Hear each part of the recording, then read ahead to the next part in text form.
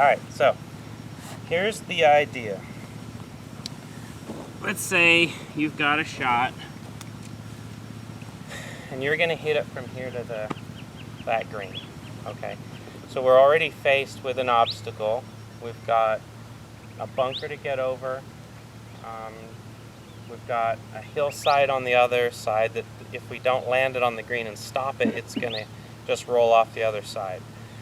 So that's why I asked you to grab your highest lofted wedge. Okay, so what I'm going to do is just kind of discuss your best approach for conquering this. Now, there's some technique in there, but what I'm going to show you with the sticks is just more of a strategy for learning your own game. All right, so let's say I'm going to take one stick just for the purpose of alignment, and let's say I'm going to aim it at that left flag. Okay, now I'm going to hit some shots just repetitively, and then at the end we'll talk about what we discovered, right? So I'm going to line up, let's say I line my toes up straight along the stick, and I start swinging.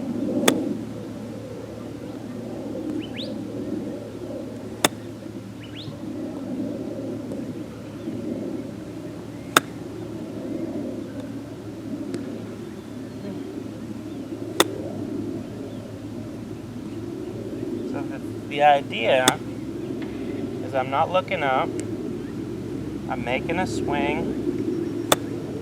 My swing right now is a half swing, so I'm going about halfway back, halfway through. I'm making really good contact, right? Taking a nice little divot. You can see the divot as I'm roughing up the grass. And as I hit through the ball, I'm being very repetitive. Problem is, it's not at the flag, okay? But what did I learn? I'll show you. I learned that if I line up my feet at that flag and do a half swing, that's where my ball goes. I just hit 10 or 15 balls and they all went in exactly the same location, right? So if this is where my shot ended up, and I could just take that flag stick out of the green and stick it right here, all of my shots would have been really close to the hole.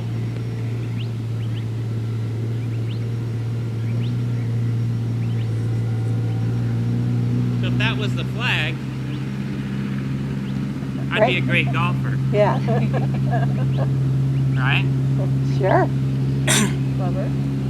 So what we tend to do is we tend to stand up to our shot and we try to force ourselves to hit it to the flag.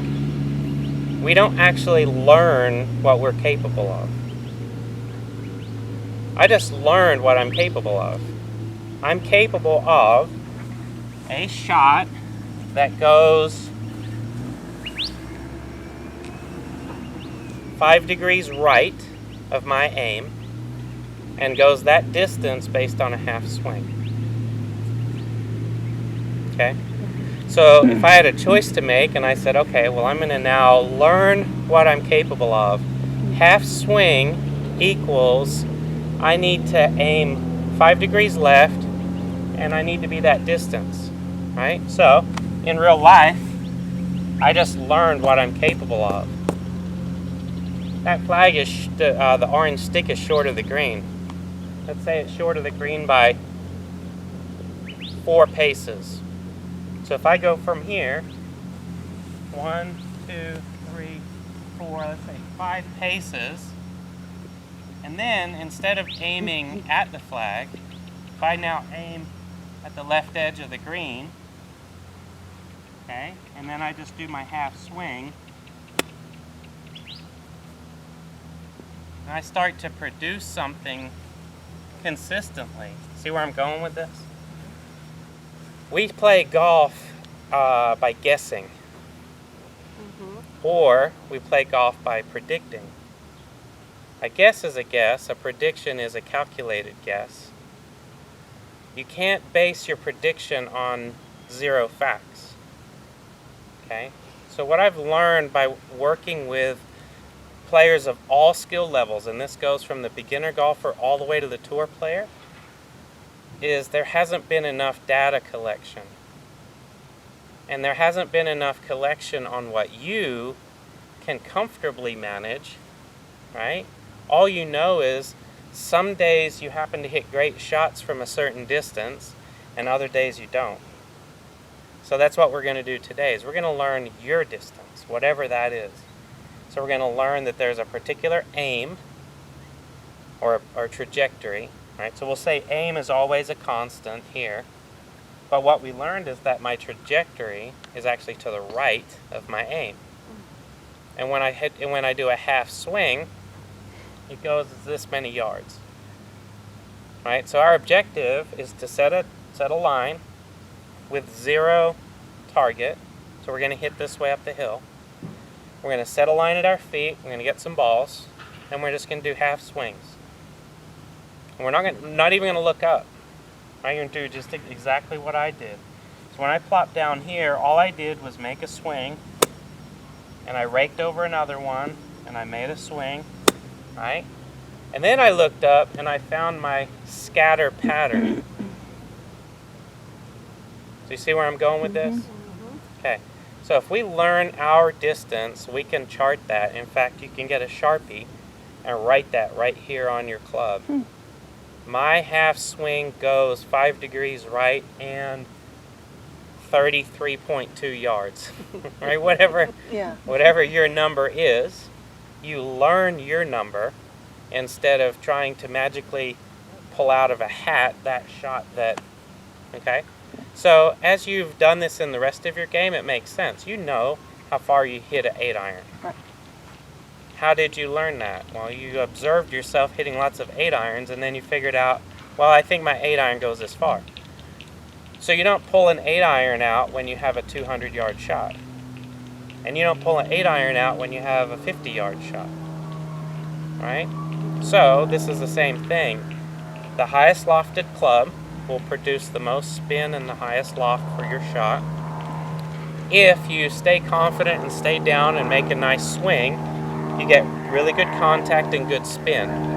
So we solve a lot of the contact issues just by keeping our head down. Then we learn the outcome. Then we take the outcome to the golf course. So it seems like it makes a little bit too much sense, right? Yeah, but what we also have to do is in the prediction game is we look down at our club and we go, uh-oh, I don't have this shot, right? So if I was back here, with a half swing, I don't have that shot. So if that's my hole location, I shouldn't even be trying to go over the bunker if I don't have that shot. So that's where course management kicks in. You can only have intelligent course management if you have the knowledge of what you're capable of, right? It's like some of the teenage boys that I coach. They all think they can hit a 300-yard 3-wood over a water hazard because they just don't get it that they can't quite do that. But they feel like they're superheroes and they can, right? If you don't have that shot, well, now course management is simple. Aim over here so that you don't hit it in the bunker. If you know that your shot goes 5 degrees right, well, you're going to have to aim not just at the left edge of the green, but further left so that you can skirt it around the bunker. Right? So that's what we're going to do. You ready for it? Yeah. Sure. Okay. So what we're going to do, we've got 5 ladies. I'll set up 5 sticks. All we're going to do is go right across here, and we don't care where the ball ends up. I don't care if you duff it, you shank it or thin it. We're looking for a pattern, an average